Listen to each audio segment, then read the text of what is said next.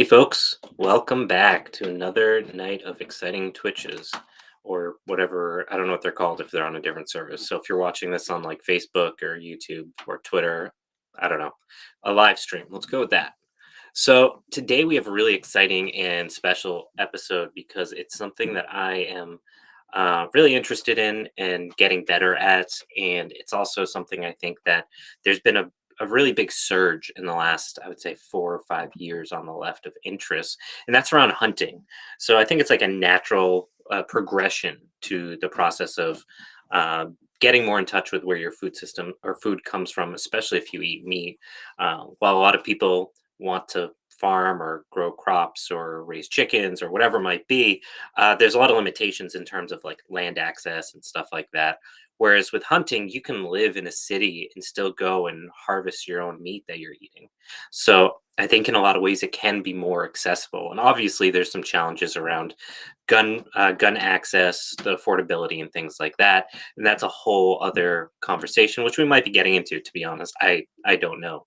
So today we've got a really special guest, the Socialist Bowhunter. You can find him on Instagram at Socialist Bowhunter. He posts a lot of really cool stuff, a lot of his hunting treks. And today he's going to talk about the basics of hunting for folks that didn't grow up around it. Because I think for a lot of folks, if you didn't grow up around hunting, it's really hard to figure out how to get into it. And this is something from my own personal experience, where if you want to hunt, the whole process can be like really intimidating to get into, especially if you didn't grow up around guns to add to it. So I'm gonna bring him on, and we're gonna have a great talk. Yeah, here we go. Look at that. I know how technology works. How's it Sure going? do. Hey, doing great. How are you? Awesome.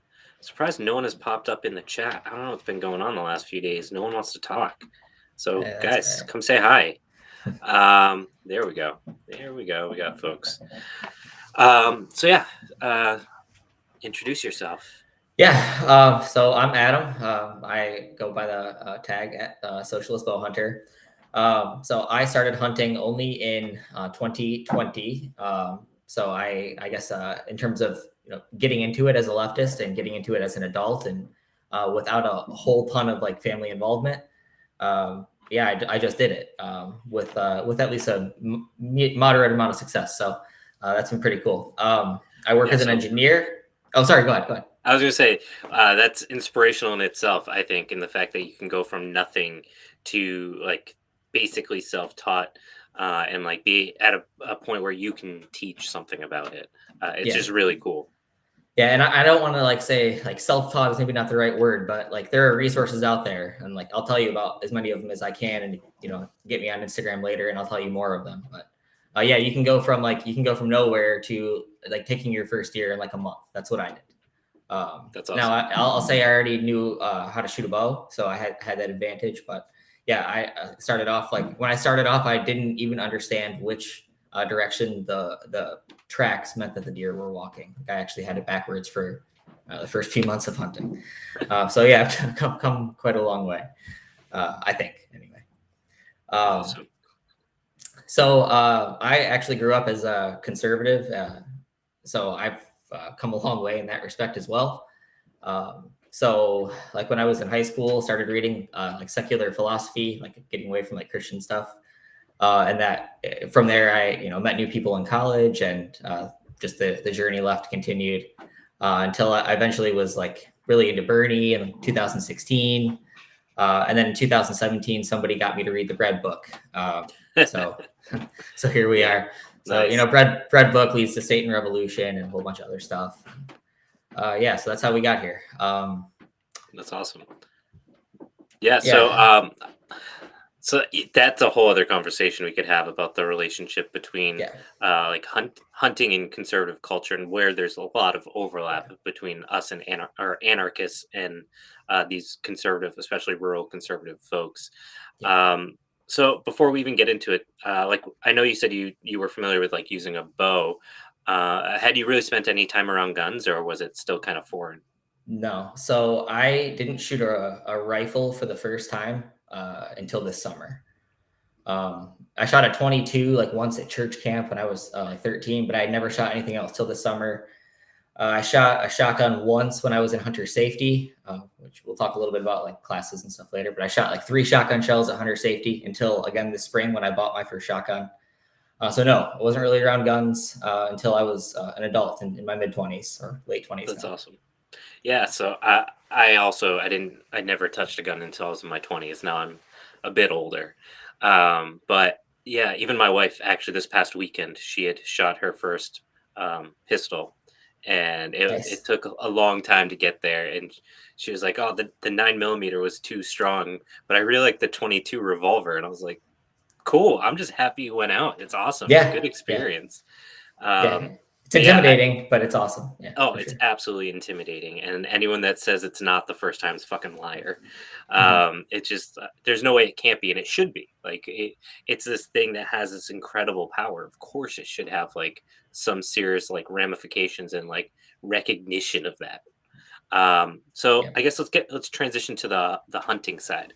So what got you a little bit interested in hunting, and then kind of what were those steps you started taking? So, like I mentioned, I already knew how to shoot a bow. And the reason is my dad, a man of many hobbies, had pursued hunting for maybe 2 or 3 years when I was pretty young. He got into it because of a family friend and didn't really stick with it. So, as a result, though, I had a bow. So, I shot a bow all through being like a young teenager, all through high school. So, I had that huge advantage. So during the uprising in 2020, I actually, at a protest in the Detroit area, connected with somebody that I knew from college who had gotten into hunting. And he invited me out shooting with him at the archery range. It was less than a week later, we were in the woods together. So that was, I think, like October 18th or something, 2020. So Perfect not, timings. Perfect time of the yeah, year. yeah. Like I wasn't even like October 1st is Michigan archery opener. I was not ready. I had no camo. I had no gear. I had a bow. That was it. But yeah, I knew how to shoot a bow, so I had a awesome advantage. And then I took a deer on November 9th of that same year on public land as well. So yeah, I got into it really quick and like really headlong. And even after I took a deer in November, but I probably hunted 30 to 40 times after that, all through the late season that we have near the Detroit area for deer control. Um, yeah, so I've really jumped into it. In the spring, I hunted turkey for the first time, and I'll be doing that again in about 2 months. And then this year, I started hunting upland birds as well. And I bought a hunting dog, so I have a 9-month-old black lab puppy running around. Yeah, Uh, that's awesome that did you get the dog specifically for that, or did it just like kind of yes, coincide? Oh, that's yeah, awesome. yeah. That's super I cool. Yeah. Yeah, so I've really jumped all the way into it in the last couple of years, and it's been a lot of fun. And yeah, like you mentioned, one of the main reasons for doing it is, to harvest wild meat. So it's been a huge plus as well. So Yeah, that's interesting. That you were I don't know, like that you were conservative and you never got into hunting, and it was only when you went kind of this other direction that's like very non-traditional in hunting that yeah, you're like, I want to embrace this part of my culture and my concerns about like where my food comes from and all of these things. Um, but even though like, and I think that's like something that's really common right now for I think our generation that's been so yeah. disconnected from foodways. So Yeah. Yeah, it's really interesting to think about. And like it's really easy for me to blend in, white male cishet. I blend in. yeah, But not everybody has that luxury. So it's good that we hopefully are having a resource like this that will help other people get the yeah, exposure and the knowledge that they need. that's the hope. I mean, even I feel like I see a lot of people talk about this idea of like how to get into like the hunting realm, and like especially me that I didn't get into guns until I was in my 20s, and I still struggle with a lot of the jargon around it. And I think there's a lot of people like that. And it's like, all right, add this other layer of hunting. And then there's all these regulatory pieces to not Yeah. just owning a gun, but hunting, the tags. And then there's like the biological component of like breaking down the animal. And like turkeys are easy for me because I raise turkeys and chickens and all these animals, and it's the same thing. But like getting into deer, it's like you got to know what you're doing. Like you're talking about a big Yeah. animal, and you got to break it down. You need the infrastructure to manage the meat so it doesn't go bad. Yes. So there's like a lot of pieces, and like collectively, it can be really overwhelming. Yeah. And that's why I think this stuff is really important. Yeah, the effort and the amount of money that you have to spend and the amount of time you have to spend to do this is huge, but the payoff can also be huge. Yeah, There's also the risk that it doesn't. There's a joke people say that, oh, we eat tag soup because you didn't make a harvest. yeah, So that happens too. But yeah, I think it takes a lot, but the payoff is huge. And if you can and you want to, I'd say it's definitely worth it. awesome. So, all right, assuming do you want to talk about gun regulations at all, or how to get a gun, or you want to just jump into more of the hunting side of things? Let's jump more into the hunting side of things because I think probably a lot of other folks are better suited to talk about firearm regulations. But I can talk a little bit about hunting regulations as well. But let's see what I got here.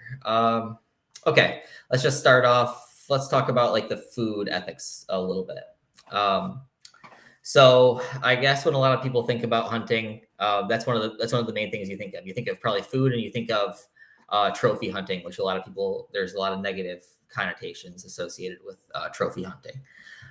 Just to give people like an idea, a lot of times you just hear meat, but you don't actually hear numbers associated. So here's some numbers that I thought were helpful. So out of like 2,000 deer harvested in Ohio, the average across all those deer, male and female, was 50 pounds of venison.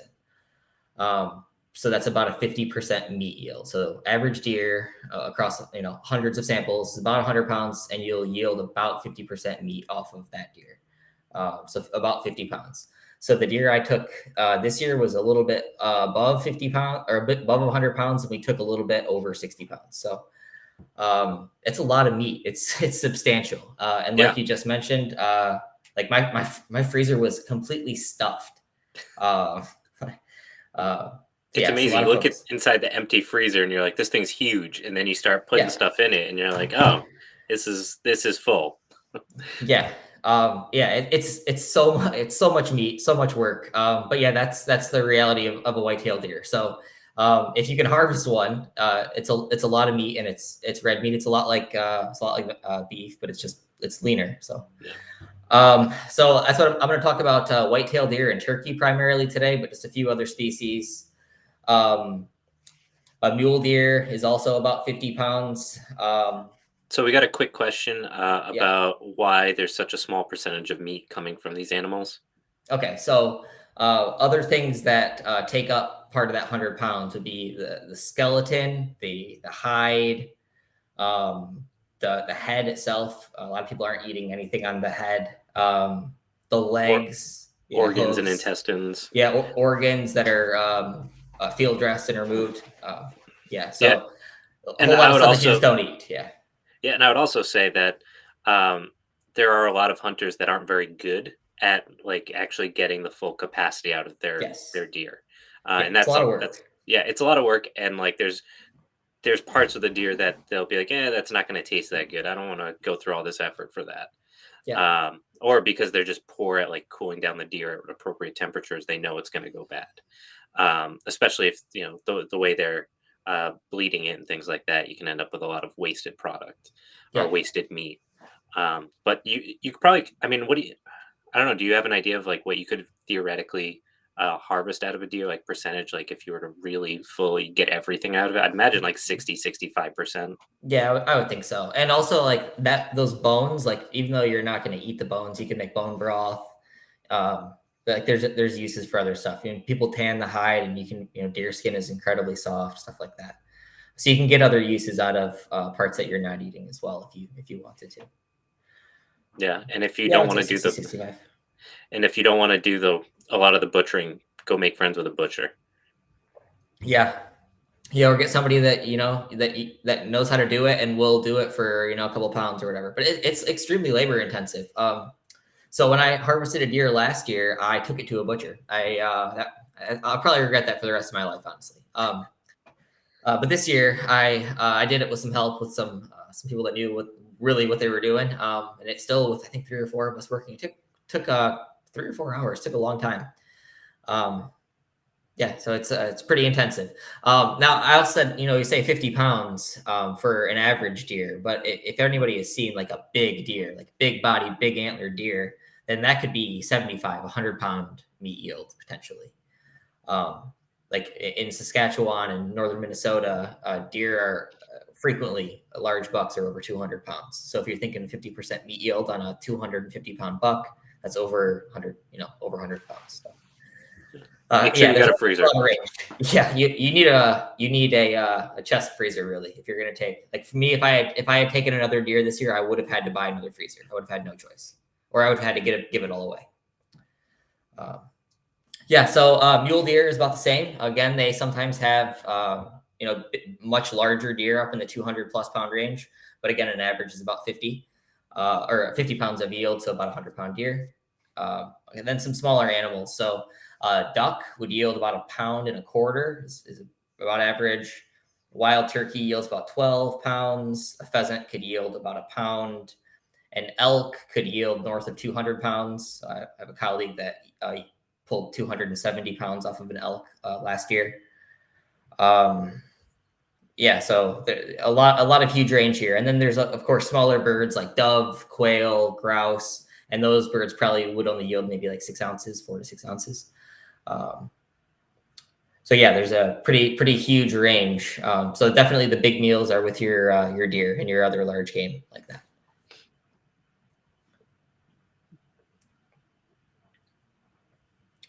Any thoughts about meat yields or anything like that?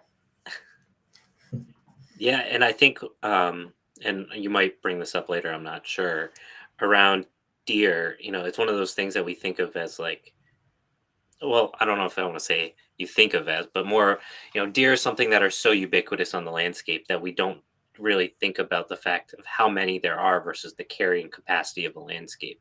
And that plays into a lot of the why, even though, we're talking about like hunting for food, it's also beneficial for the deer population itself too. Yes. Yep. So deer populations have to be managed, especially because we've logged most of the country. So the deer have more cover now than they ever did before.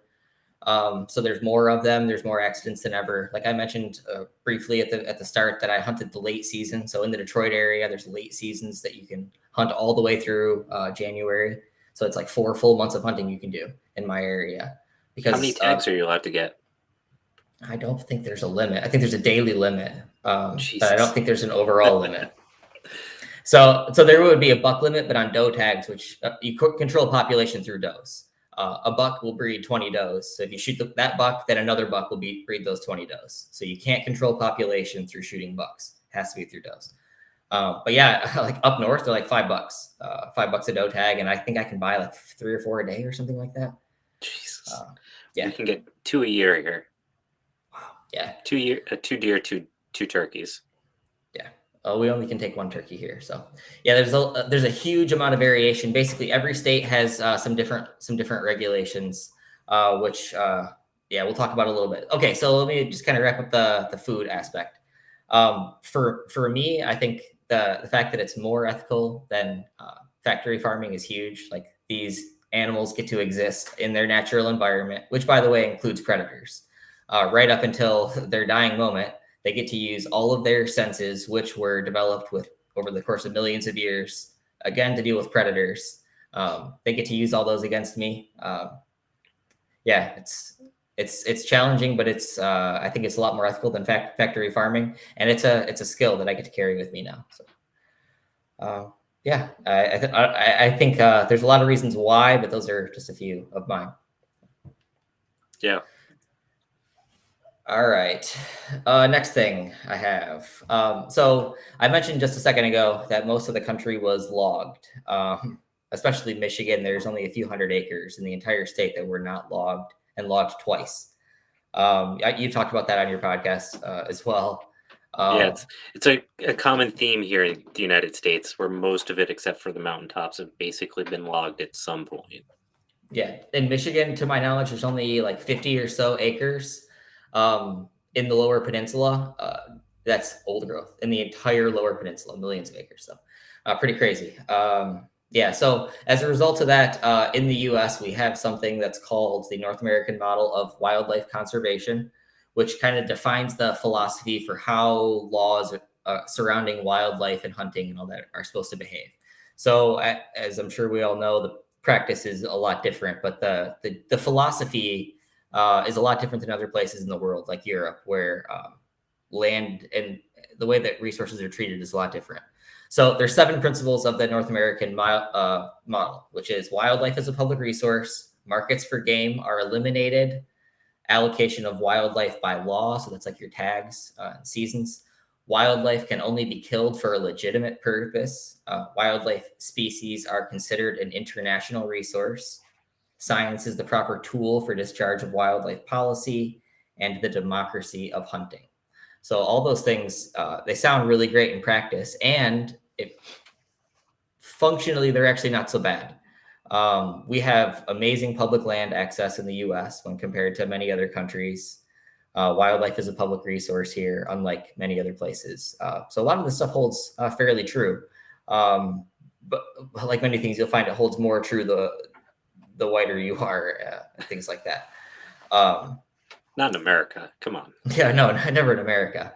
And also the richer you are. So we talk about the democracy of hunting, or science is the proper tool. All of these things are true right up until it meets the dollar.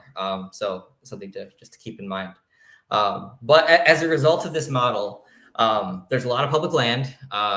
Basically, all wildlife can be hunted in every single state, all 50. There is some wildlife that can be hunted.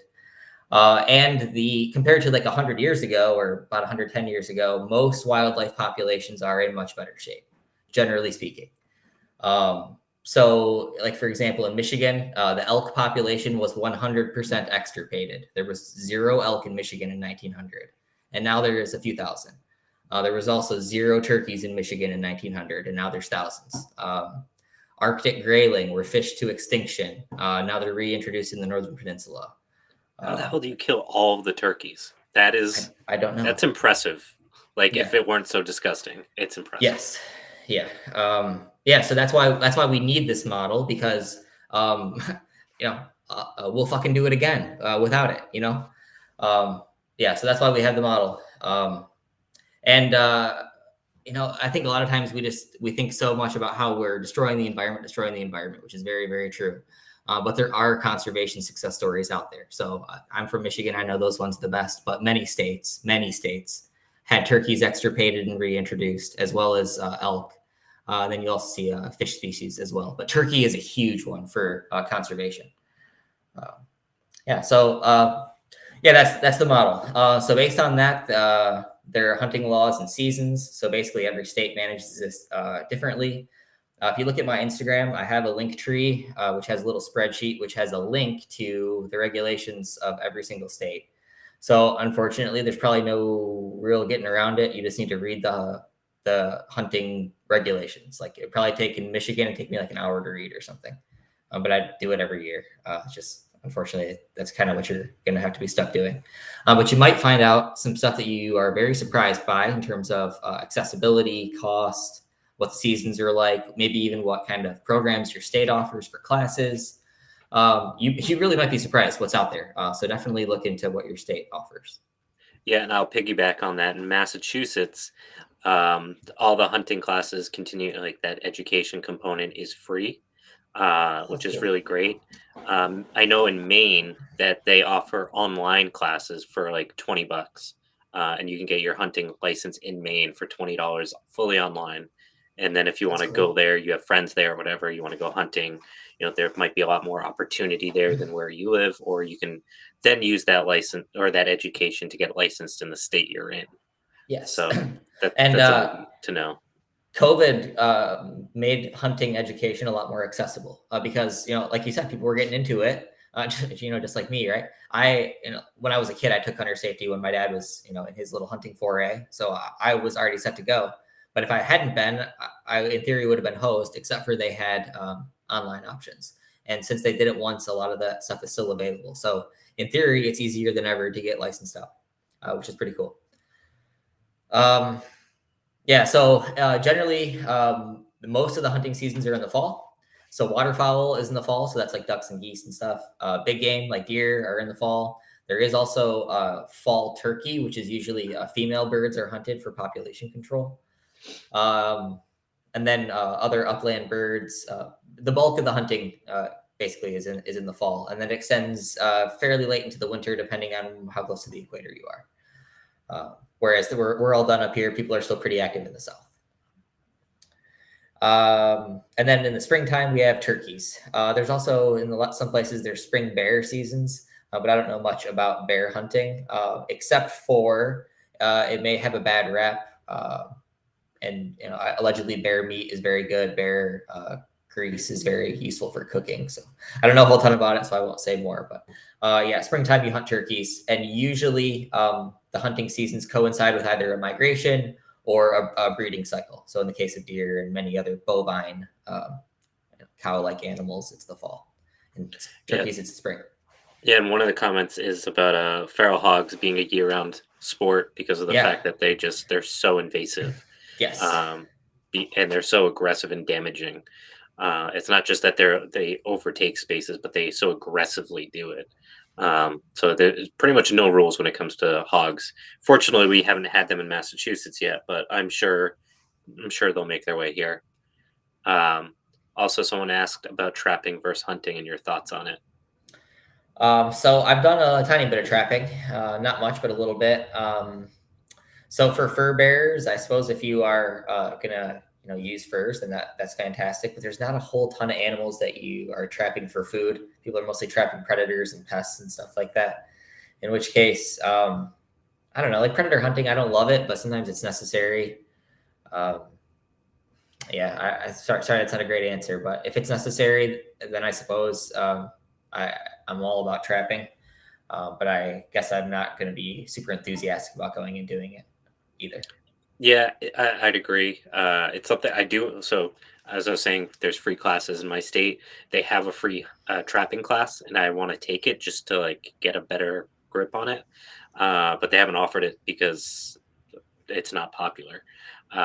So it's not something that's super common here. I'm not sure if maybe in the Midwest and up in the Great Lakes region if it is more common, but yeah, it's not something we see very often around here. Yeah, it's pretty rare. Okay, so I mentioned a little bit about habitat and how there's more deer habitat now than ever before as a result of clear cutting. So that, in theory, sounds like a good thing. But there's a lot of other species like turkey, elk, lots of upland birds that have had major habitat loss or have been overhunted, and their habitat's restored, but they have to be seeded into the areas. So habitat management is a huge deal that our state organizations focus on, as well as like private organizations, and they're doing that in the ways that you would expect. So clear cutting still is happening for timber harvest, as well as forest rejuvenation, and then controlled burning is also happening. And you're seeing, or I'm seeing at least, more and more conservation organizations seem to be interested in prescribed burns, which is really interesting. I know you've talked about that quite a bit more than. Yeah, I mean, it's so with deer. I want to circle back a little bit to that. You were talking about like the landscape. Well, the reason why we have so many deer, not only because we've gotten rid of their predators, but also like if you think about like what a suburban landscape looks like, there's trees dotted in grasslands. That's basically a savanna. Obviously, it's much more simplified, but that's what it is, and that's their ideal habitat. So like it's no surprise then that they just like have become totally overrun. Yep, and they're incredibly evolutionarily capable, which is evidenced by the way that they've reacted to hunting in the last like 50 years, even, which is pretty interesting if you talk to some old timers. Okay, so if you wanna hunt, most people don't own a substantial amount of land to hunt on. I would say like a lot of people would probably say that anything less than like 20 acres is not even worth hunting on unless you have like deer moving through it or turkeys moving through it. But like we already mentioned, luckily there's a ton of public land in the US. And that unfortunately varies a little bit by state. So I say that here in Michigan, where we have some of the most amazing public land anywhere in the state or anywhere in the country, but there's other states that you will really struggle. Depending on your state, you'll have things like state game areas, state forests, national forests. state recreation areas, state parks. I think all 5 like classifications of state land that I can hunt in here in Michigan. So there's a lot of them. It's hundreds of thousands, maybe a million acres of stuff that I can hunt. And like you mentioned at the beginning, some of it's pretty close to the city. So I live close to Detroit, like close to Detroit. Like I can close to Detroit. But I drive an hour, and that's where an hour from my house is where I take both my deer, different directions, but only an hour. So those chunks of a few thousand or even a few hundred acres are more than enough, depending on where they're at. So different states will have different ways for you to find your public land. In Michigan, there's something called MI Hunt. I don't know what the equivalents are for other states, but if you can't find it, then talk to me and I'll find somebody that can help you. But there's also, sorry. I was gonna say, I know at least a few other states that have something similar in the Northeast. So I imagine that's pretty standard, where you can get charts. I know in Massachusetts, there's a website. I can't think of the link off the top of my head, but you can literally go and punch in your address and it'll tell you the like 10 closest parks or forests or whatever that you can hunt within that are like within like 20 or 30 miles from your house. So that's really cool. Yeah. And then there's also other options. Like I use an app on my iPhone called Onyx, and it's probably like the single most popular like GPS hunting map app. And it's specifically dedicated for hunting. They have like trail and camping ones as well, but I use the hunting one.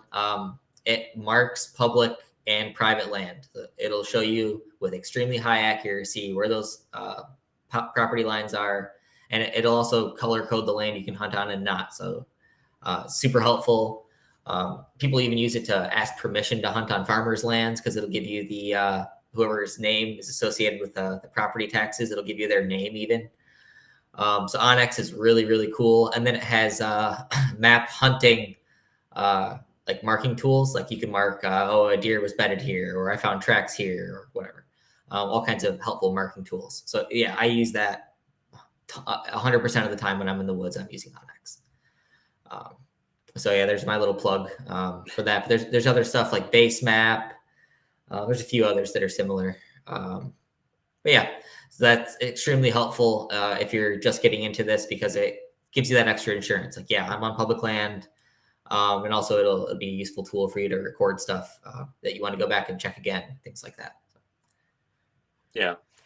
And that, that whole process, I think, helps make things so much more accessible, because the fact that it's just like, you don't feel, it helps break down those walls of it feeling like really impenetrable to do things without knowing what you're doing. And like, especially if you're trying to do this, I don't want to say like, I mean, you might be solo, you might be like literally going out on your own and learning. I wouldn't recommend it, but people do it. So like having the resources like apps is super helpful. Yes. Yeah. I didn't start using it for the first few months. I was just trying to use Google Maps and dropping pins all over the place. And it just, I mean, if that's your only option, it'll work. But if you can afford a little bit of an investment, then that'll definitely, it'll help. It'll help a lot. And it'll also show you trails, topography, stuff like that. It's really helpful if you can swing it. Yeah, so that's pretty cool. Okay, so then hunting organizations. So you mentioned earlier that generally people associate hunting with conservative folks, period. However, there are a few organizations out there that lean more centrist, or maybe even lean a little bit on the left. So I'll just mention all those quickly. So first is Backcountry Hunters and Anglers. They're probably like the largest conservation organization in the country. And they market themselves as centrist, but as a result, I think they kind of lean a little liberal, because it's kind of repellent for many conservatives. Again, I'm not going to say, I'm not going to 100% endorse any of these organizations, but I know for sure that they do good work, and that they do market themselves as centrist. Another one would be like Ruffed Grouse Society. They're very science-backed, and they've always had a reputation for that. And again, they're really into like prescribed burns and things like that for habitat management. So that's an interesting one. NWTF, National Wild Turkey Federation. They've been huge for the turkey restoration. I'm not a part of that organization, but I know they do a ton of work with bird releases and habitat habitat work and things like that. Whitetails Unlimited is the biggest deer organization, but I have no association with them. I'm just going to name drop it because it exists.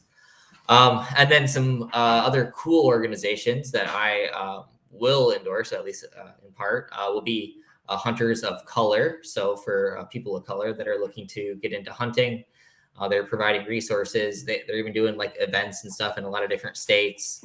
If nothing else, they're promoting each other. So if you want to find other people of color that are doing this kind of thing, then go there. You will find them.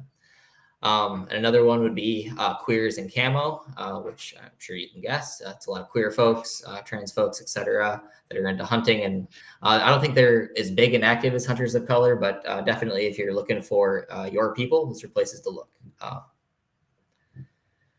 Yeah, so I think that's it about orgs. Anything to add about NGOs or anything like that? Yeah, there's a lot of people that are heavily invested in trying to.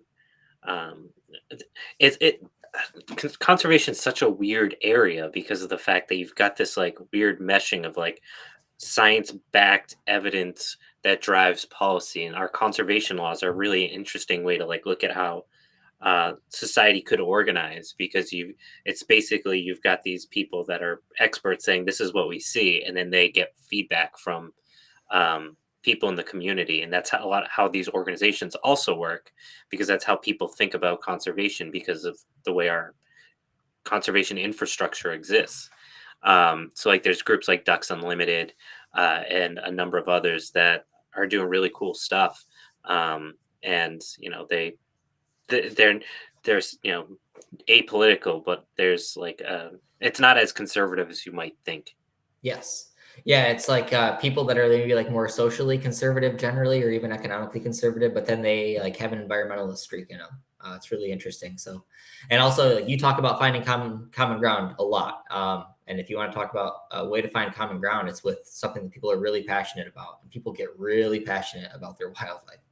Oh yeah. So yeah, it's an interesting chance as an inroad as well. If you're looking for that kind of thing and it's safe for you to do that, then it's maybe a chance for an inroad as well. Yeah, and some couple comments about other gun-specific non-conservation organizations. Yes, There's a yes. ton. There's SRA, Arm Your Friends, ARA, the Anarchist Rifle Association, although they're pretty quiet. There's been other groups that have ebbed and flowed, like Redneck Revolt, which obviously doesn't exist anymore. But there's been a number of spin-off projects from that. I couldn't name them all, to be to be completely honest. And even if you're looking for something a little bit bigger and more formalized, even like the Liberal Gun Club is a resource that, again, they're liberals, but you'll probably feel a little bit more comfortable, especially if you are a marginalized person. But like honestly, 90% of the time when you're in a gun community, or like in a group of people that are interested in guns, they're just psyched that, especially if you're like at a gun range, they're just psyched somebody young is there. Because I'm assuming most of our audience is under 40. Because in a lot of ways, there's a lot of fear that gun culture is disappearing. And like in my own experiences, even if they are pretty right leaning, most people are happy to see somebody. And Elliot's not with us, but he was telling me about that. Like his first time going to a range as a black guy, and like all these old white dudes that look like they'd be super racist were just like pumped that he was there. Yeah. So like we, as much as we talk about like conservatives having this like image of what like an anarchist or a communist or whatever looks like, and like these very broad stereotypes that aren't really true, we sometimes do that to the right as well. Yes. Where there are a lot of people that aren't bad people, they just have different opinions about things, and our job is to help them see the flaws in those. But to circle back to this conversation about guns, going to these different organizations, even if they're not explicitly socialist or anarchist, especially if you're a little bit more thoughtful about it and not just pick a random one, you'll find some good people there. Yeah, for sure. Yeah, I've been fortunate to connect with the local SRA myself, and I've been very, very glad to do so. Yeah, that's all fantastic. So I guess that was the next thing I was going to talk about, is going to be guns and bows and stuff. So perfect timing. Generally, okay, I guess I'll talk about bows first. So there's generally bows are classified two different ways, or I guess three different ways. compound bows, which are bows that use a pulley and cable system. So that's like my bow. I can pull it up and show, I guess. But it basically uses a pulley system, and they have let off. So when you pull the bow, as you reach full draw length, the weight of holding that draw is drastically reduced. So you can, in theory, hold 80-pound draw, and it feels like 20 pounds, just as an example. So that lets you hold the bow back for longer, lets you shoot longer distances, and it lets you shoot more accurately. So that's why compound bows are so popular. They shoot really fast because they're using a pulley system. They have arrow rests and sights and all that kind of stuff. So like when I shoot a bow, I have a bowstring touching my nose. I'm looking through my string at a sight. So it's very much like shooting a gun, I guess, in that you have, anchor points like a cheek weld with a rifle, and you're aligning sights, front and rear, and shooting. So I'd say pretty relatively simple learning curve, but yeah, shooting bows takes a lot of practice. But if you're going to start, I would probably recommend starting with compound. And then there's, of course, traditional bows, which is what everybody would think of, which are like recurve, long bows, things like that. So that's just you're putting energy into the limbs of the bow and releasing it. So there is no mechanical assist from pulleys or any kind of, it's basically just materials engineering, and that's it. So that's a lot more complicated. Well, it's a lot less complicated, but it's harder to shoot. And the arrow goes slower, less arrow energy. I've never really shot traditional archery, but it's definitely on my to-do list. Once I finish getting good at other things, I'll learn it. And then probably the simplest would be a crossbow, which is effectively just a gun that shoots an arrow. And in terms of that, learning curve wise, if you could shoot a weapon through a scope, then you'd be able to shoot a crossbow. And they're relatively, you can get them pretty cheap compared to bows as well. Yeah, they're very fun. Yeah, I've actually never shot a crossbow, but it's on the list maybe. Yeah, they're super fun. And then guns. So of course, I have rifles. So people hunt with tons of different rifle calibers, whether that be like 223 or 5.56 even, all the way up to big stuff like 450 Bushmaster, stuff like that. So tons of different rifle calibers. Now, different states, there's different regulations about where you can and cannot use rifles. So in Michigan, southern half of the state's pretty populated, so you cannot use rifles in all situations for hunting, only because of muzzle velocity and how far the bullets will travel. People also use shotguns. So for large game, you're using slugs, which is essentially just a normal like rifle bullet. For birds, you're using bird shot. So for ducks, you have to use steel or something that's non-toxic because you're shooting over water. You can't put lead shot into the water. And then there's muzzle loaders. So like old school ramrod muzzle loader. Most states have a specific muzzle loader season. It's really popular. People like shooting those types of guns. Yeah, so I said I'm not going to talk a whole ton about guns today, but it's just kind of what's out there. Yeah, it's kind of hard not to. I mean, yeah, it's a core part of hunting. Yeah. But you think about it, like, I spent maybe hundreds of hours between scouting, traveling, being out in the field, and I draw and fire my bow, and that is a 15-second ordeal for the entire season, 15 seconds. So it's a huge important part of it, but it's also such a small part of it. So yeah, it's really there's a lot to it. I would say one thing to really consider with firearms, especially, is non-toxic stuff. So basically, all like training ammo is all lead shot. But a lot of people for rifles now are transitioning to copper bullets, and there's a few reasons for that. So first is the bullets don't break apart. So the lead bullets tend to break apart. You get lead fragments all over the place. People consume those. Lead poisoning is obviously a huge concern. So that's a huge risk. That's why people want to go to copper bullets. And then additionally, if you were to shoot and wound an animal and unfortunately you did not recover it and it died later, or something like this, or you leave a gut pile with lead fragments in it and a scavenger eats it, then you could a small piece of lead could kill an eagle. So the stakes are high for wildlife if you're using lead bullets and leaving it in animal remains that could potentially be devoured. It's not like you shot it into the hill, like you left it somewhere that scavengers went and are going to be eating. So there's a lot of reasons to consider using copper bullets for hunting. And then on the other side, I already mentioned steel shot for ducks. So it's actually a federal law. You have to use non-toxic shot if you're shooting ducks over water. That's because of lead poisoning. But for other types of bird hunting, a lot of people were using lead in the woods because you're allowed. But there is now other options. So you can use steel. A lot of people don't like using steel, but there is copper-plated bismuth tin alloy. There's a company that produces that in Michigan. That's what I'm using now.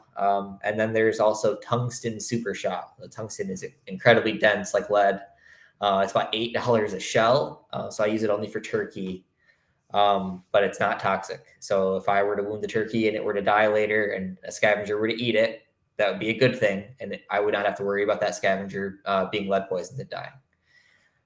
So definitely something to consider. We're talking about the ethics of all this. So definitely don't skip that. Don't go all this way and then use lead bullets if you can avoid it. Yeah, don't pollute. Okay, so other equipment stuff. So you did talk a little earlier about like the prohibitive costs of getting into hunting. So I think it was Yellow Peril Tactical posted about that on Instagram the other day. So I finally added up the gear that I started with, basically, like my cheap gear that I bought in 2020, most of which I am still using, some of which is even in the room with me. Then the total for clothing and other miscellaneous gear, like even boots, gloves, like a butt pad to sit on because sitting on the ground sucks, was like $365. So it's not cheap to get into, unfortunately. However, you have some options. So you can always look at secondhand stores. You can carefully hunt the sales. If you have olive drab or you already have tactical multicam or whatever, you can incorporate these pieces to try to alleviate how much you need to buy. And then if you're just getting into it, I would say just get camo. So a camo hoodie, maybe a zip fleece, and then some camo pants, and then use existing stuff you have to layer. Like I said, it's in the fall, so Michigan gets pretty cold. So sometimes I'm wearing 3 or 4 pairs of pants. That's just it. It is what it is. So that's just ways that you try to reduce your costs. I think when I started off, I only spent about maybe $70 or $80 on a pair of pants, and a camo rain jacket was the cheapest thing that I could find. And that was a way to camouflage myself in the woods. So you do what you got to do and build one piece at a time. Yeah, and this time of year is great because all the winter stuff is starting to go on clearance. So if you are interested to hunt next fall, the first thing you should probably buy is some camo. Yes. Yep. And really all you need is, buy a hoodie that's maybe a size bigger than you would normally wear and some pants. And then you can layer underneath that stuff. It doesn't have to be crazy complicated. You can buy really nice gear. There's tons of it. And if you keep doing this, you will want to probably. But if you're just trying to start, just turn yourself kind of neutral colored in the woods. These animals, they're pretty bad eyesight, some of them. So, and then some places you are required to wear orange, safety orange sometimes. So, okay, cool stuff. All right, on to specific animal stuff finally, as I'm taking my merry time getting to it. All right, so let's start off with deer behavior. Well, actually, did you want to talk about how to get tags and stuff like that? Yes, yeah. Or is that after? No, let's do that now. So the way you buy tags, of course, it'll vary by state. But in Michigan, I'll give you our case here. So you are required in Michigan to complete hunter safety. So that's usually a 1-day class. Like I mentioned earlier, you can do a lot of it online now. So once you have that, then you are required to purchase a base license, which is I think it's $17. And then in Michigan, the tags are sold as a combo tag, which sells you 2 tags that are valid for either does or bucks. And then after that, you can buy doe tags. So in my case, I can buy all that stuff online. They send you an email and you have a QR code to scan. Some states are better than that. Some are worse. Some have really nice apps and things like that. Some places you're stuck going to a sporting goods store or tackle stores, things like that. A lot of places will sell licenses. Like for instance, at the my nearest grocery store sells licenses here in Michigan, and tags. So that's generally what you have to do is complete a hunter safety course, buy a license each year, and then buy tags for the specific animal that you are pursuing. That's generally how it works. And if you look at your state regulations and you can't figure it out, then just message me on Instagram and I'll read them and give you my interpretation. I'll help. No problem. Yeah. And that it's about the same here. The one thing that's nice about Mass is that when you buy your tag, you can also do a combo pack for like fishing permit. Yeah. So you can get access to everything for like you get a little bit off. So it's like $50 and you've got your saltwater, freshwater, and hunting. So you're pretty much ready to go, which is pretty cool. Yeah, I think they do something like that in Michigan, and I don't remember how much it was, maybe like 60 or something like that. But yeah, not too bad at all. And yeah, lots of that stuff just gets sent right to your phone, or sometimes they'll mail it to you. And then I guess one more thing worth mentioning about tags is in certain states and for certain species and for certain seasons. So lots of caveats here. Sometimes you have to enter a lottery in order to get a tag. This is more common in the West for elk and mule deer hunting than it is in the Midwest. But it is a thing that can happen. In Michigan, we actually have to apply for turkey. So I had to submit an application. There is a chance I could not be allowed to hunt turkey. There's not really a chance, but there is a chance that I could. Yeah, one more thing to note. So if you look into something that you want to hunt, like turkey, don't forget to like save the date in your calendar so you don't miss the application. And a lot of times, if they don't receive as many applications as they want to sell tags, then they'll just sell them at stores like normal, like over the counter is what they call it.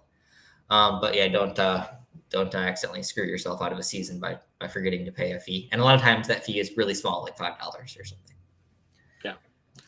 Yeah. And then, but before we get in, you want to talk about like if you do bag the animal you're hunting, about how tags work? Yeah. So in Michigan, so again, it's a little bit different by state, but in Michigan, you're required to. So the way the law reads or the regulation reads is you have to immediately tag your animal upon recovery. So when I walk up to the animal and I guess confirm it's dead. I've never really had to confirm that, but yeah. So walk up to the animal. The very first thing before we take pictures, before we call the wife, before we call the husband, before we call anybody like that, we're tagging the animal. So that's how the law works. So you're tying it on with a piece of string, stuff like that. That's what I did to my last one. Is I just I had some twine in my hunting bag, and then I just cut a little hole, threaded it through, tied it onto his leg. For the turkey, I think I tied it onto the leg as well. So some states will have certain laws, like you have to have evidence of sex on the animal until it's processed. Other states will require that for game birds, you have to have at least one wing on the bird in order to identify species until, again, it's butchered.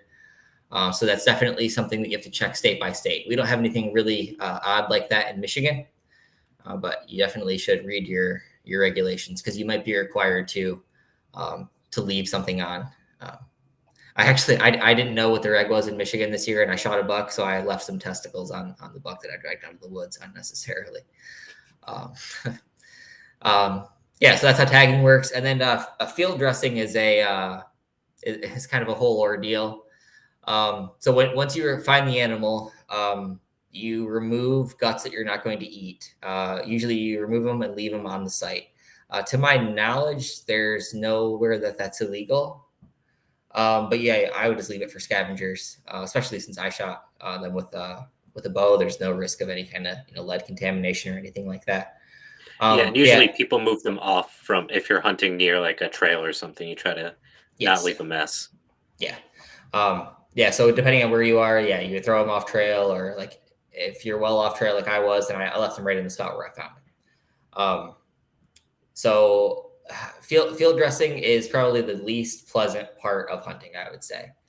I don't think anybody really likes it. There's nothing to it but to do it. So the first time I shot a deer, I was in the woods by myself. I recovered the deer, going through all of the emotions associated with recovering a deer. And I saw somebody actually ask about if I have a ritual. Maybe I'll save that for the end. Yeah, it was pretty emotional. But then you have to pull out the knife and get to work, and then after that, then you have to drag an animal out of the woods. So there's a lot of work that goes into it. But yeah, field dressing is pretty gross.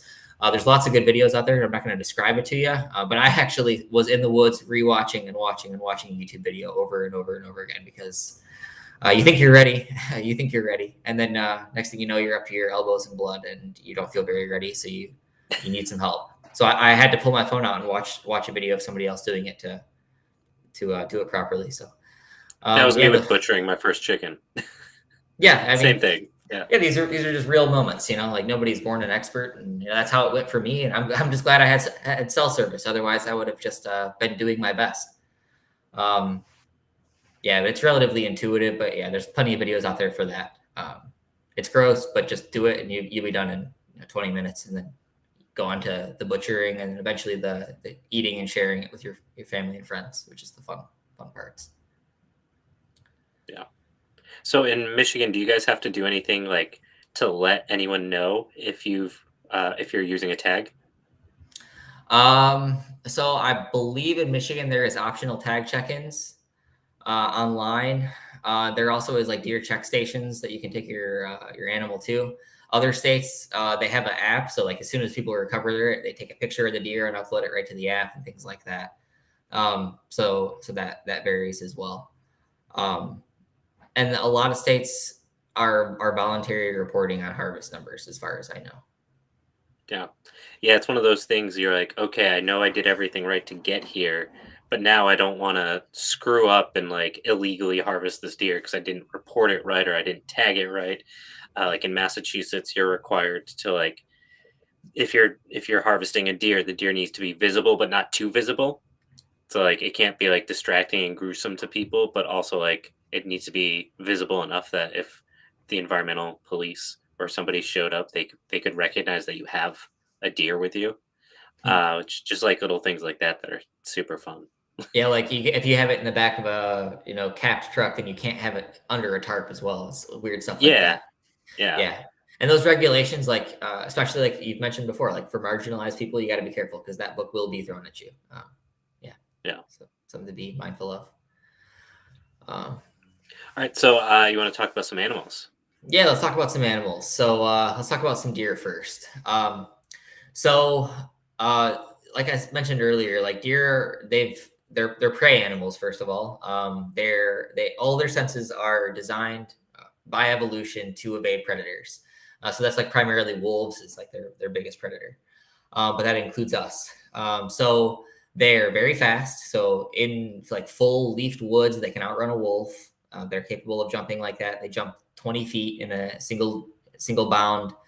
Their eyesight is a lot like dogs. So if you think about how dogs are like partially colorblind and like a little bit fuzzy on their vision, deer are like that, but they're actually a little bit worse because they're not predators. So they have slightly worse vision. Their superpower is smell. They smell way better than your dog, any dog. Like the best bloodhound in the world does not smell as good as any deer. Um, so that's the sense. That's the sense that you, as a hunter, are trying to beat more than any other sense. Is their smell? Um, yeah. So that's the main thing you're trying to avoid. So they have pretty good hearing. They have okay eyesight. But I always think of their hearing is like human hearing, but they have larger ears. So it's not like cup your ears. That's like a deer hearing. It's not amazing, but their scent is amazing. Like detecting single parts per million, amazing. So that's what you have to avoid. When we hunt them in the fall, we hunt them during their breeding cycle, and before and after their breeding cycle. But the most like the hottest part of the hunting year, which is usually firearm season, is right smack in the middle of the breeding cycle, which is usually the second week of November. And again, if you head further south where it's warmer later, then that changes. So when this breeding cycle starts, the deer change their behavior a lot. So the buck groups, they break up. All the bucks split up. The dominant bucks start looking for does. The non-dominant bucks also will look for does, but also they're trying to avoid having to fight the larger buck, who will fight all of them if he has to for his does. he will run around basically 24 hours a day looking for does in estrus, or heat. That's the word for a deer's heat. And those does are only in estrus for about 24 hours. So it's like there's a lot of action in the woods. He's running around trying to find does and breed as many of them as he can while fighting off other competing bucks the entire time. So that's the rut. That's really like November, like 15th to like 21st or so. Like that's like the hottest time of year for hunting. So leading up to that, like I said, their deer behavior changes. So bucks will they'll start rubbing the bark off of trees to mark their territory, kind of like mark the edges of their range. As I say this, maybe I'll pull some pictures of some of this stuff up. They'll mark their range with antler rubs, which is just a small little section, maybe like 8-10 inches. They'll just rub the bark right off a tree, and they usually don't return to these areas, but it helps you know there's a buck in this area and he's considering this as part of his range if you were to see that. They'll also start creating big ground scrapes. So it's a weird thing deer do. So because they have such a strong sense of smell, a lot of their communication is through various scent glands and through their urine and things like this. So they make these ground scrapes. They take their hooves and they scrape away all like the vegetation off the ground until it's just dirt, and then they'll just pee all over it. And they'll also pee on these glands that they have on their back legs called tarsal glands. So they'll kind of like squat down and pee right onto their tarsal glands and rub them together and get all the scent all over the ground. And they're doing this to mark their ranges, communicate about who's been where and when, things like that. And if you walk up to these, sometimes you actually can like smell it, like because the urine is like actively evaporating. It's like really stinky and stuff like that. So they start doing that while they're in rut. And does will also urinate and make small ones while they're in estrus. So if you find, like this year, I came across one of those that had a scent to it. It was fresh, looked like recently disturbed. So I walked up to it, saw it on the ground, walked back into the pine trees and sat down. And half hour later, there was a deer 30 yards away. So he was regularly returning to it and checking it out. It was part of his, I'm communicating about, this is part of my range. This is where I am. So yeah, that was, to me, that was awesome because that was the first time I had ever found such a fresh scrape, and I knew what to do, which was just walk away from it, sit down right next to it, and the deer was right there. So that's like a perfect scenario that, you kind of play it out in your head, and then it's able to happen sometimes if you know what you're looking for. So those scrapes are really cool. Let's see, what else do I want to say about their behavior? The bucks, they lose their antlers every single year. Yeah, let me pull some pictures actually, since got some. I don't think your screen's up right now. No. Okay, let me share.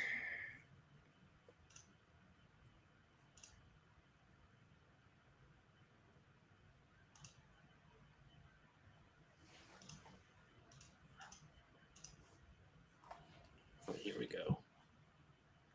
Okay, you seeing it?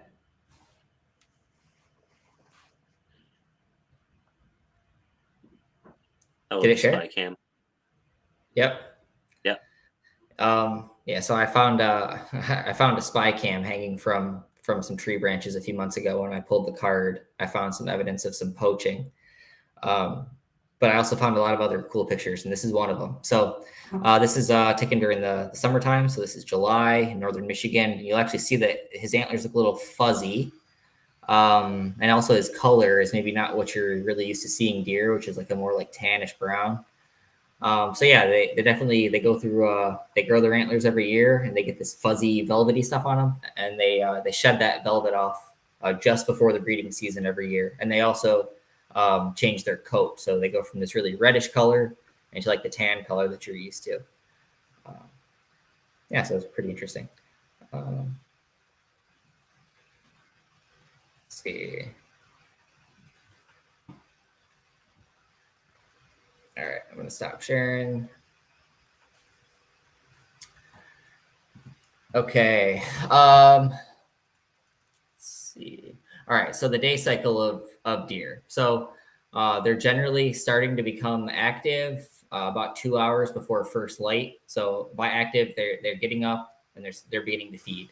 So they'll be in their feeding areas from 2 hours before first light roundabouts until about 2 hours after.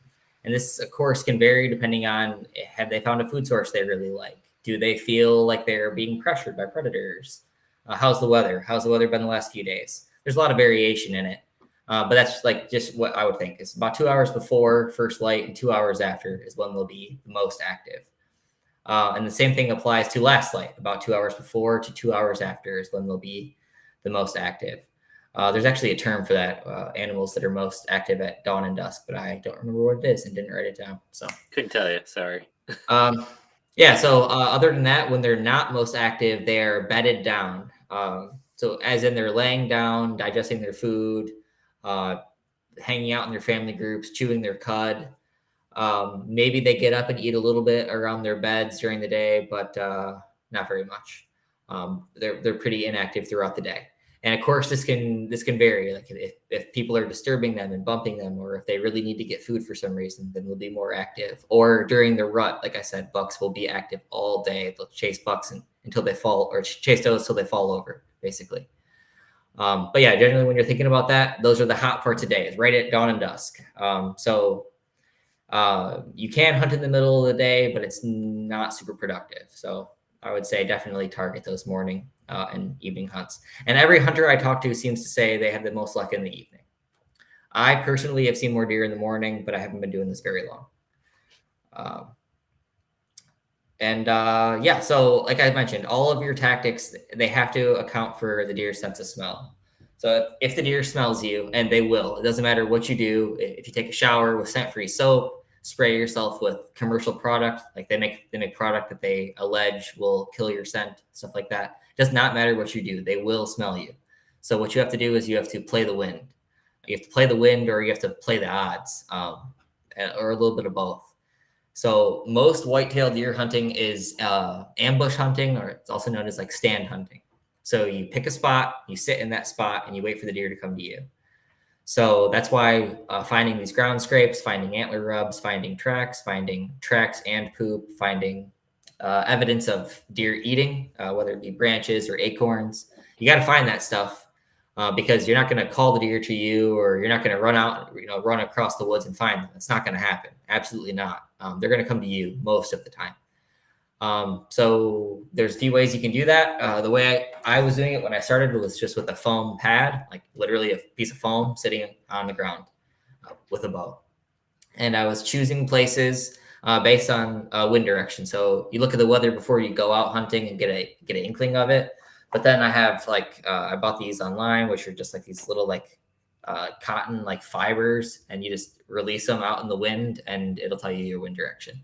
And if you don't want to do that, then you can use this is a bag of cattail yarn. I just took this out of some nice Michigan public land, and the stuff is so close to lighter than air that you can use it to determine your wind direction. So I'm not going to sit down and say I'm hunting here before I check the wind and think, okay, is my scent being blown anywhere that I feasibly think a deer can be?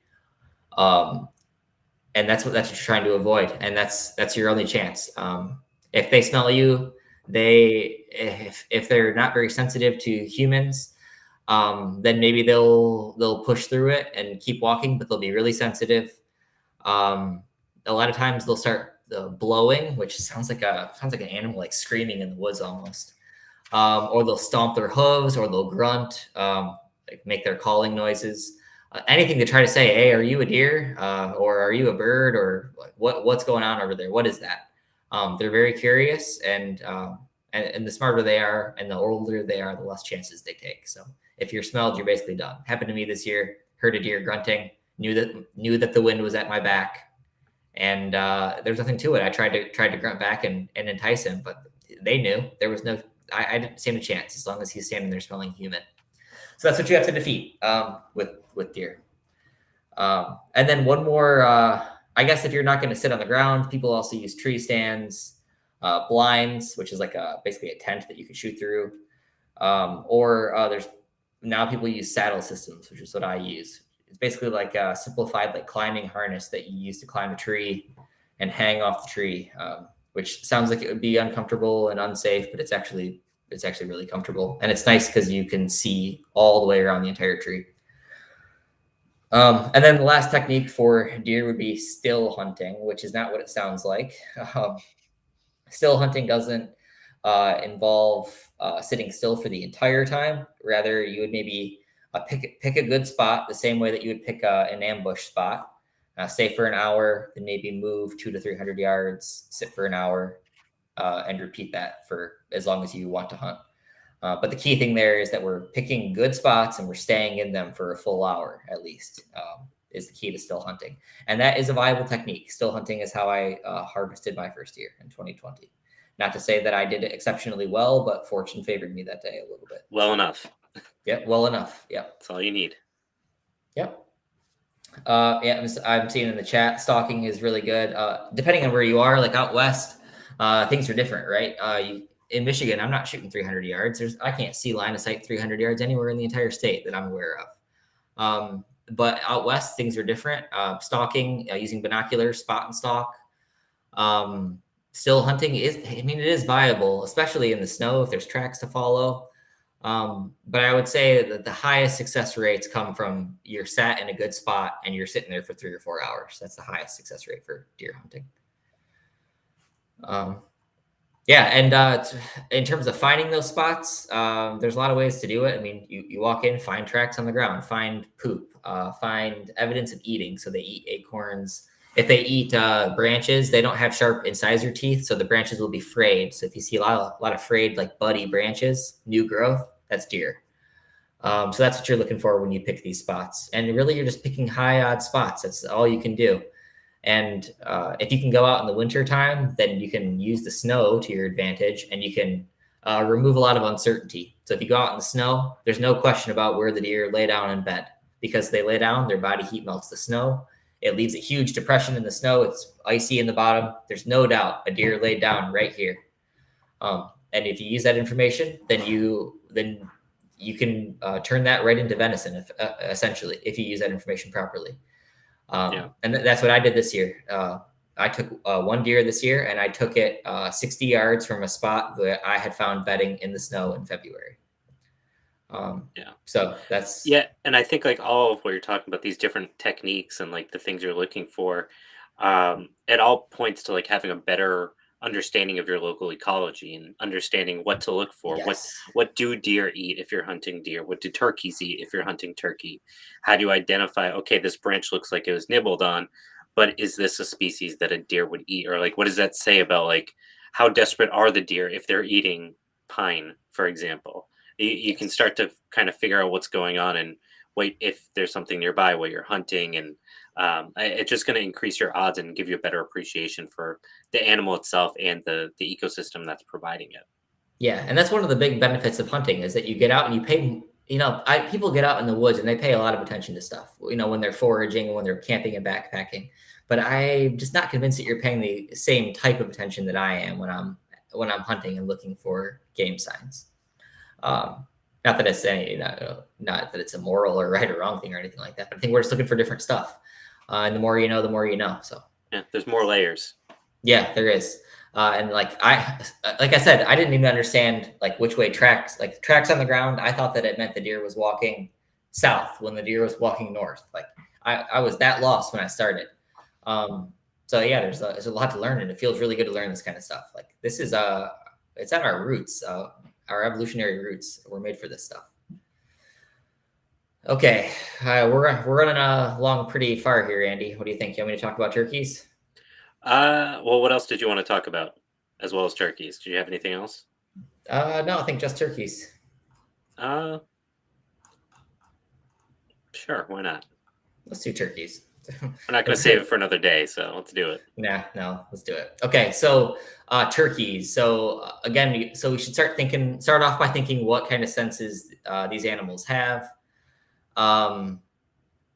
So turkeys, they don't have a sense of smell like most birds, or I think all birds maybe. I'm not a biologist, I don't know. But turkeys don't have a sense of smell, but they do have really, really good eyesight, and they have a really good hearing. So those are the senses that you're trying to defeat.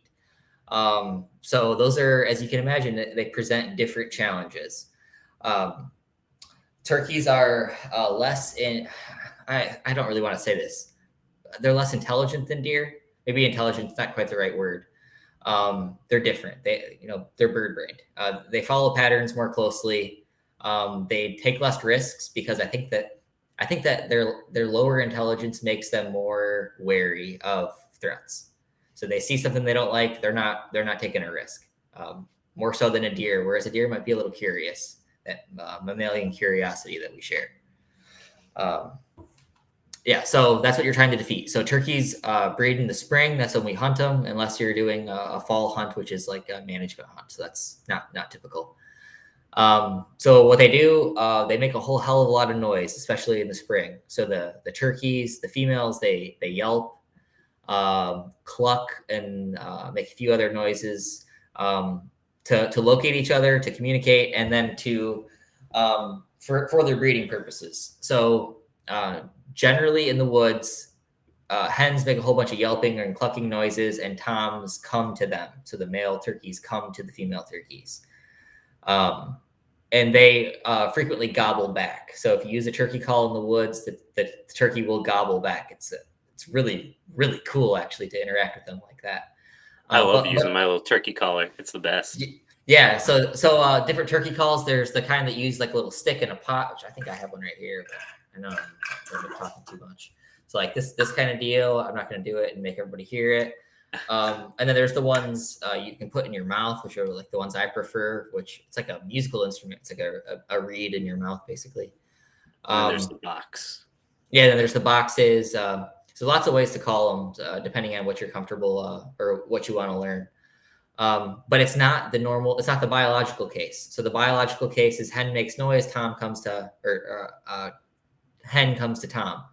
But in our case, we're trying to entice the tom to come into us. So there's different techniques we use, such as calling, getting a call back, and then moving away and calling again. And the tom goes, "Oh, what the hell?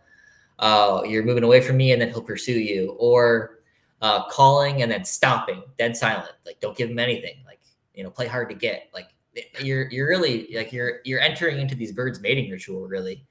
So there's lots of different techniques that you can use. When my partner and I hunted, one of us with the gun, one of us calling was the way we were mostly doing it. And we were doing that with the intention of the person calling being able to move and try to pull the bird to the person with the gun. So there's lots of techniques you can use, teamwork wise. Turkey hunting is a ton of fun because the birds call back. It's an interaction. Even if they don't come to you, it's an interaction. It's a lot of fun. So because it's an unusual case, you have to employ those different types of strategies. And you also have to set up carefully, because that tom, he's going to be already on high alert because you've violated their mating ritual by not coming to him as the hen that you are imitating. So he's already pretty alert. If he sees anything he doesn't like, he's out of there. He's not coming any closer. So that's why you got to be careful. So we hunt them with basically exclusively ambush hunting. And the ambush hunting is even more different than deer because they have really good eyesight. So you generally are using fallen trees, hilltops, things like that to hide yourself until the turkey is 30 yards, 40 yards away. In my case, there was a lot of places where we would try to call the bird to the top of the hill to shoot up and shoot him at the top of the hill. And you can get away with this because of shotgun ballistics. Of course, you wouldn't be shooting a rifle like that. But shotgun ballistics allow you to do things like that. So day cycle of a turkey, they sleep in trees. It's actually really crazy to see these gigantic ass birds up in a tree. So that's where they spend their nights. They start gobbling while it's still dark out in the morning. So in the morning, it's dead silent. Then you start hearing songbirds, and then the turkeys start. That's how the wood sounds in the morning, and it's loud as hell. Like you'll hear it from hundreds of yards away. They'll do that kind of just to figure out where each other are. So they'll even yelp a little bit. Sometimes the hens will. They're trying to figure out, okay, where's the flock? Things like that. And then they fly down a little bit after first light, after they check for predators. They look around, okay, nothing here, fly down. And it's really loud. So if you're like in the woods close to birds because you heard them gobbling and you snuck up on them, you'll hear them fly down.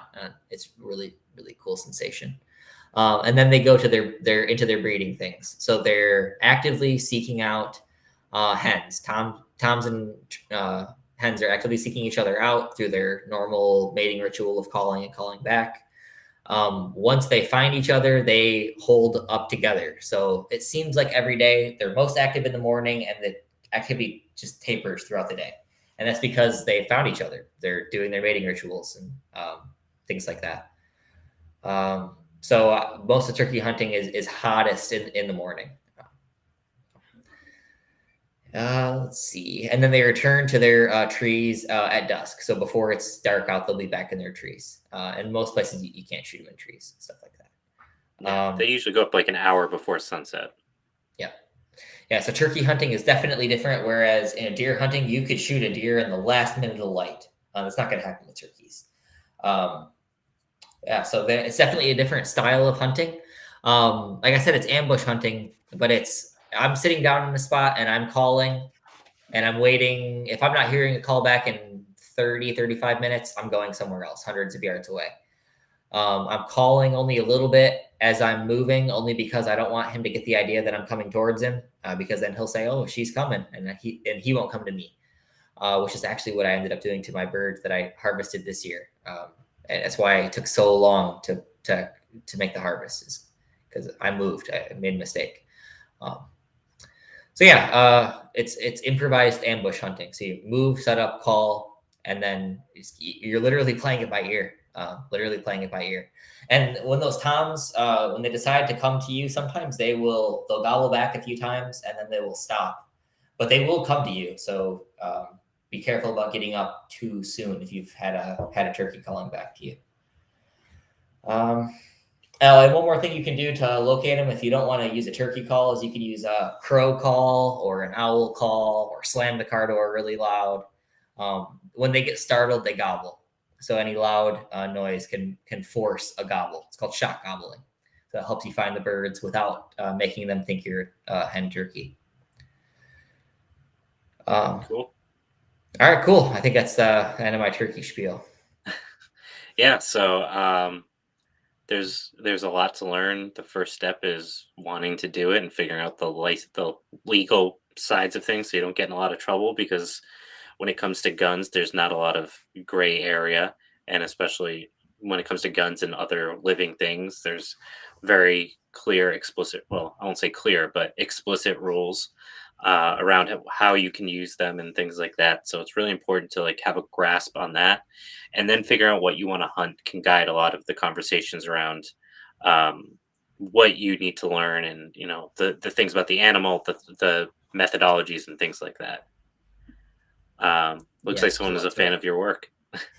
That's great to see. I made my Instagram account because I was posting too many hunting pictures on Maine, and it's turned into connecting to leftists and all kinds of people all over the place. So it's better than you could hope for.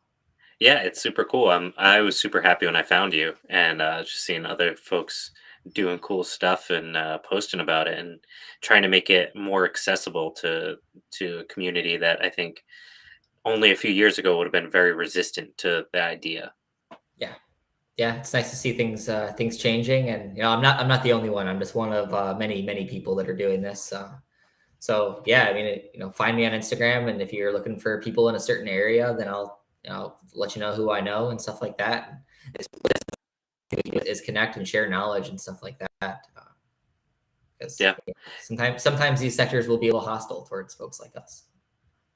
Yeah, and obviously take the normal precautions if you're going into those spaces about like not advertising who you are in a lot of ways. Yep. But of course, if that's the only way you can get access to these things, it is what it is. Of course, like we've said, there are a bunch of organizations that can help you out that might exist outside of the scope of like traditional gun culture. But if those aren't available, like they're, be thoughtful, but you can access a lot of spaces. So I don't know if before we wrap up, if you wanted to talk about some of your practices when you do hunt a deer or a turkey, and kind of what that process looks like. Yeah. So in terms of like ritual, every time I go out, I don't feel anything like that. But my approach is definitely, I feel a lot of respect toward these animals and really like respecting them for their ability to survive out. Like you sit out in the woods for 4 hours when it's 20 degrees and tell me you're not impressed by what a deer can do. So yeah, I feel that very strongly. And so far I've killed 2 deer, a turkey, a woodcock, and a grouse. So not a lot of lives taken yet, but that number will grow. And every time I felt about the same. It's like a regret adjacent. It's not quite regret. Um, yeah, Yeah. I don't know exactly how to describe it, but it's certainly emotional. But I would say that every single time I have laid my hand on an animal on the ground, the very first words out of my mouth are "Thank you, thank you, thank you, thank you, Yeah. thank you." I would Nothing else describe to it as say. like, yeah, I would describe it as like a sinking feeling. Like Yeah. the weight of the presence of that moment, I think is Yes. probably the way I would describe it. Yeah. Because I just as easily could have set the bow down. I chose to interact with nature and interact in the food chain. Like I don't know, it's a heavy decision. Like, I don't want to Yeah. like be overly dramatic about it or anything, but yeah, it's a heavy decision. And I even found that the first time I was trying to eat venison that I had harvested, I want to say it was like again I'll use it I'll say disgust adjacent. Like I was almost like repelled by this. Like how alienated can you be from your own food? Like yeah, it was really troubling to me. But if you feel those kind of challenges, I would say that those feelings don't last as long as you're behaving ethically uh, and not doing something you don't want to do. If you don't want to do it, don't do it. Uh, but Yeah. Yeah. Well said. Adam, this has been great. Thanks so much. I'm sure a bunch of folks watching will be definitely checking out your Instagram handle and hopefully throwing a couple bucks over to Hunters of Color. So yeah, thanks so much for coming on. yeah, thanks for letting me talk so long. I appreciate you. Yeah, it was great. Yeah, thanks everybody. Appreciate it. So thank you guys. We had a bunch of people tune in the entire time, which is really cool to see. Um, if you guys aren't familiar with the Poor Proles Almanac, you just stumbled here somehow. We are a podcast. Highly recommend going to check it out. We do a lot of content on agriculture and food systems. If that's your thing, we have an episode coming out next Monday on the Spanish Dehesa system. So if you're curious about that Iberian ham, it'll be an interesting one. You can get access to it now by jumping on our Patreon, and all the episodes drop a week early. So you can go to patreon.com/Poor Proles Almanac for $2 a month, less than 7 cents a day, or about 7 cents a day. You can make this stuff continue going on. Next week, we are going to be joined again by the comrade chef, as I've called him, and he has not dubbed himself that. We're going to be talking about making fermented hot sauce. So I think there's going to be a lot of interest in that, especially if you're going hunting. Get some good hot sauce to join you on that first meal. And that's basically it. I appreciate you guys. This has been great. And if oh yeah, I'm not used to this. We are now an affiliate or whatever with Twitch, so that means if you want to, you can subscribe to us on here, which would be great. And again, much like Patreon, help support the podcast and the project. And as long as we see people continuing to be engaged and interested in us making this Twitch content, we're going to keep doing it because it's really important. We want to get that information out there. We want to do, this whole series is about essentially skill sharing. And, these are necessary skills that more people should have. We don't always have access to spaces where we can get that information. So that's generally the idea. Hopefully, you guys enjoyed it. I think you did if you're still here. It's been an hour and a half. So thanks so much. The Prime subscriptions are great. We do get a couple bucks out of it. So that's super cool. I think you get a free Prime subscription. I don't use Twitch outside of this, so I can't really speak to it. I'm basically an ape smashing a keyboard. But if you have Prime and you don't subscribe anywhere, give us your Prime subscription, I guess, and you can help support us making cool shit like this, like next week's fermented hot sauce. So until next time, guys, thanks so much, and we'll see you around.